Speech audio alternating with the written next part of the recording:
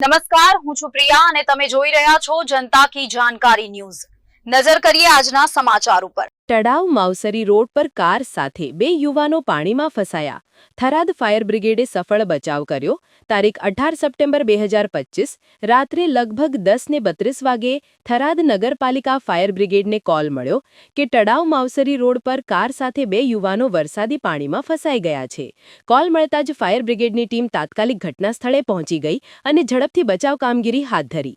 પ્રથમ બંને યુવાનોને સહી સલામત બહાર કાઢવામાં આવ્યા અને બાદમાં કારને પણ પાણીમાંથી બહાર લાવવામાં આવી।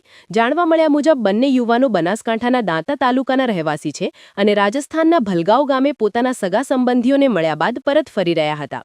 ફાયર બ્રિગેડના સમયસરના પ્રયોગથી એક મોટો અકસ્માત ટળ્યો હતો। રિપોર્ટ ભરત ઠક્કર, ડીસા, બનાસકાંઠા।